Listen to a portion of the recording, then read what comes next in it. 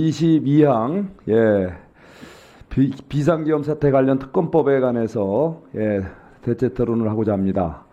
이 법안은 이미 그저께 본회의에서 제2요구돼서 부결된 안건에 대한 다시 올라온 안건인데, 아까 우리 존경하는 유상범 간사가 말씀하셨듯이 이런 충분히 이렇게 부결이 됐으면 충분히 보완을, 여야가 머리를 맞대고 보완을 해서 다시 안건을 올리든가 해야 되는데, 일방적으로 이렇게 안건이 올라오는 것은 이거는 국회 이런 합의 정신에도 어긋날 뿐더러 국민적 기대에도 어긋난다고 저는 생각을 합니다. 그래서 이 법안에는 심히 문제가 많다고 생각을 하고요. 구체적인 내용을 떠나서 이 부분에 대해서 한번 다시 따져보겠습니다.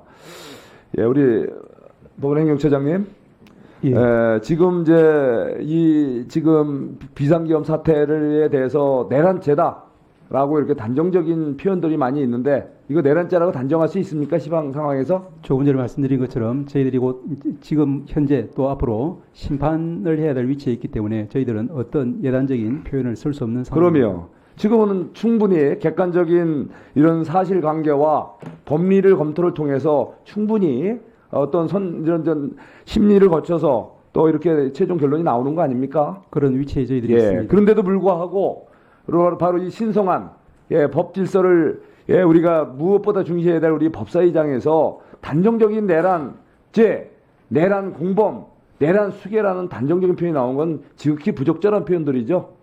저는 이제 이 법사위에서 여러 위원님들이 주시는 말씀은 다 국민의 뜻이라고 생각하고 겸허히 경청하겠습니다. 국민의 뜻인데 여기서 표현은 제대로 해야 되잖아요. 그런 거는 처장님이 그런 거 지적해 주셔야죠.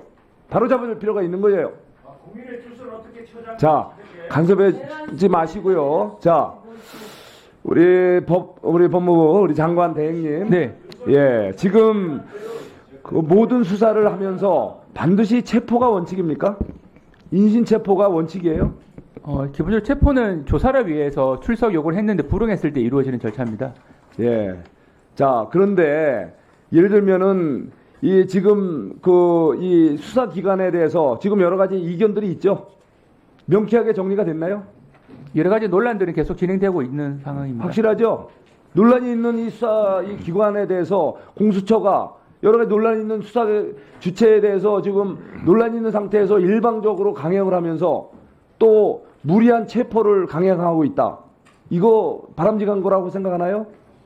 일단은 법원에서 영장을 발부한 상태이기 때문에 그 부분에 대해서는 공수처가 일단은 적법성에 상당한 추정을 가지고 지금 집행하고 있는 상황입니다. 그래서 여러 가지 그렇더라도 논란이 있습니다만 기본적으로 체포의 대상이 다른 일반 잡범이 아니고 국가 원수로서 아직 대통령의 지금 직무정 상태이긴 하지만 아직은 국가 원수로서의 대통령의 그런 헌법이 부여한 권한이 소멸된 게 아니지 않습니까?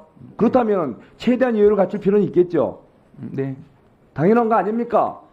예를 들면 지금 아직 그 대통령 최종 지위를 상실하지 않은 상태인데 이분을 체포하고 수갑 채워간다는 것이 국격을 저해하지 않는다라고 보는 국민들이 더 많을까요?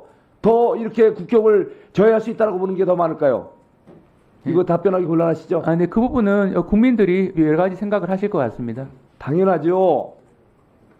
대한민국은 헌법 질서, 대한민국 세계에서 가장 부러워하는 국가 시스템을 갖고 있는 나라입니다. 알아서 잘못된 것에선 법리와 사실관계에 따라서 여기 계신 우리 법 전문가들 또 사법부에서 엄정하게 판단할 겁니다. 그런데 무리하게 체포를 하겠다라고 온갖 루머, 온갖 유언비어가 돌고 있어요. 심지어 대통령이 도피한다, 도주한다? 이분이 그랬다면은 지금 이런 여기까지 이런 상황까지 왔겠습니까? 국민들이 이렇게 지키고 있는 상황에서 도피했다, 도주로를 인의를 만들고 이렇게 상상에 의해서 국가를 대표하는 대통령을 갖다가 이렇게 모독하고 이거에 대해서는 이래서 되겠습니까? 도대체 소설을 써도 여러 가지 소설이 있을 수 있는데 국격을 이건 침해한다고 생각하는데 어떻게 이거 처장님도 한번 이 부분에 대해서 한번 냉정하게 말씀해 주시죠. 두 분들이 바로 이러한 지금의 사태는 정말 이제 국격을 생각해서 여러분들이 조심스럽게 언어 사용이라든가 또 여러 가지 이런 체포 문제에 대해서도 신중을 기해야 된다고 생각하는데 이거에 대해서 법무부 우리 저 장관 대행님하고 현재 엄중한 시기에 여러 수사 절차를 둘러싼 논란이 있는 건 맞습니다. 관련된 수사기관과 대통령을 비롯해서 관련된 분들이 다 현명한 판단을 할 수 있도록 기대하겠습니다.